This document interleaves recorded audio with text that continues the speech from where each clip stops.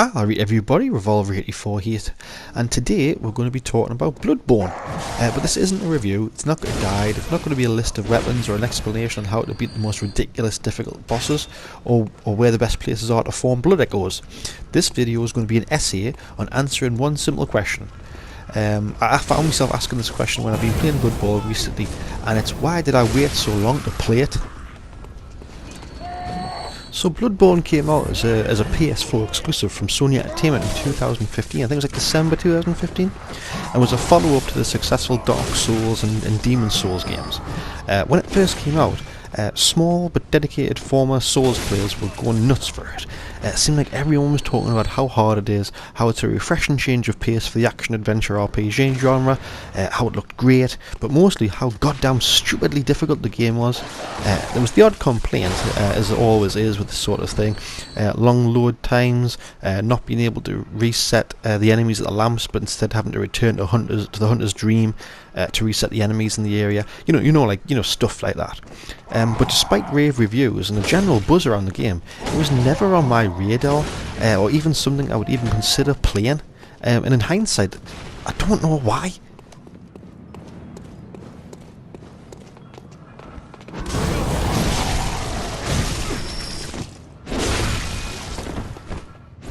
So this month saw Bloodborne appear as one of the PlayStation Plus free games on the PlayStation Store, likely due to the recently announced Bloodborne comic book, but I figured that because they were also trying to generate a bit of a buzz before the announcement maybe of a Bloodborne 2.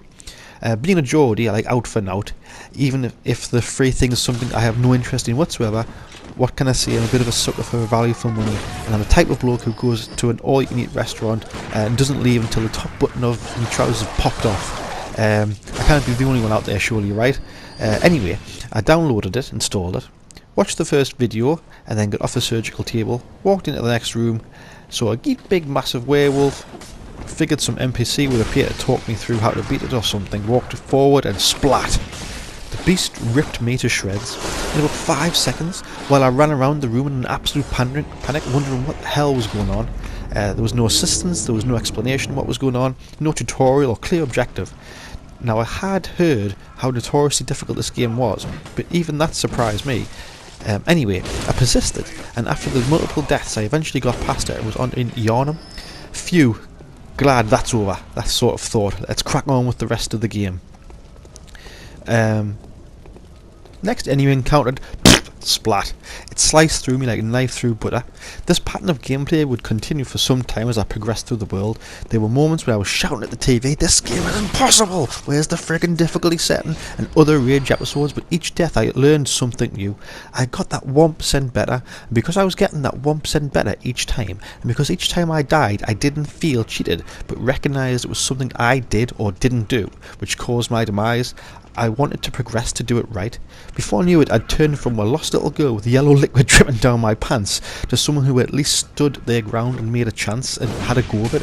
That's when I recognised I've been playing the game for hours by that point and enjoying it.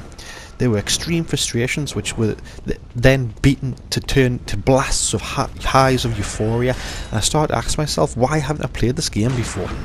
My regular viewers will know I do enjoy a good RPG, but action RPGs aren't my cup I like.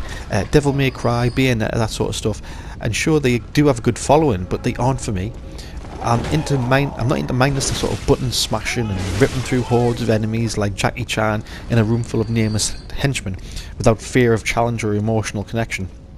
I'm the generation, 34-year-old, that saw like survival horror in its pure form. I saw Resident Evil, Silent Hill, Dino Crisis, games in which you were always fearful of the next enemy, or running out of resources, or the next jump scare, and I never really clear on what was supposed to do next. And I love that. I bummed Resident Evil 2 to the point I could close my eyes and just run through it, no bother whatsoever. But by the time Resident Evil Veronica X came around, survival horror didn't really exist anymore. There had been a shift to a more arcadey sort of experience, and this coincided with another move from letting players play the game by figuring it out themselves, to games given so much instruction and hand-holding it was hard not to know what you were doing, where you were going, or what to expect from your next opponent. And that's not just survival games either. Games like Spyro the Dragon needed the player to play the game and figure out where to go. But compare that to today's games full of tutorials, mini-maps, way markers and extensive cutscenes, mean there's a distinct lack of challenge in games nowadays. It's more like you're watching a movie that follows a script than finding your own way. Yet Bloodborne, the RPG, was feeling a bit like a survival horror game, sort of a game of old, something that I'd missed, I hadn't seen for a while. A few days ago, my 5-year-old was playing Ratchet and Clank for the first time, and as expected from these sort of newer modern games, the first hour was really just like a tutorial.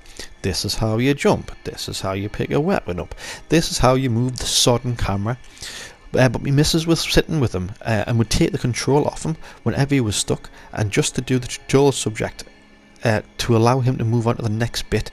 And I did say he should really do it himself now during the tutorial when it's easy, before the game really starts, because if he can't do it now, you'll struggle. You won't be able to do it when surrounded by enemies or against a clock. As soon as I said that, the realisation sort of hit us like a ton of bricks. Bloodborne is making you, the player, figure out for yourself how to do something, how to beat someone, and how to progress, which when achieved gives a massive sense of achievement. Because it was my achievement, it wasn't the achievement of like the writer who explained how to equip your primary weapon, or the tutorial how to spend blood echoes. It was me. But the sense of achievement, that style of gameplay, that lack of fear of the developers into thinking the players must also be idiots, so therefore needed everything under the sun explained to them, is not seen in today's games. It was this expectation that this hand-holding would likely be present in Bloodborne was likely the main reason why I paid no attention to it at all. I know now that Bloodborne isn't like that at all, but I recognise this game is very much the exception to the rule. Modern games are so like instruction driven that all sense of player decisions is lost. That is why I judged this game before I played it. That's why I didn't give it a chance at launch, and that's why I don't like action RPGs as a genre, really.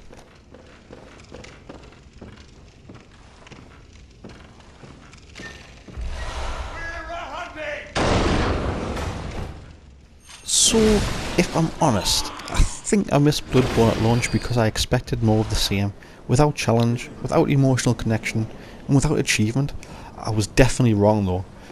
Beating that one enemy who chained me earlier on, then getting my blood echoes back, figuring out how to spend blood echoes, figuring out how to equip my weapons and jump out of my seat of euphoria at the sense of beating that first boss, that cleric beast, means I think I've learnt my lesson. I think I'll try and be a bit more open-minded in the future, and although I still think modern games are, as a rule, are still quite easy and instruction driven, I now think I won't be afraid to still give them a chance, just for the off chance that they are another Bloodborne.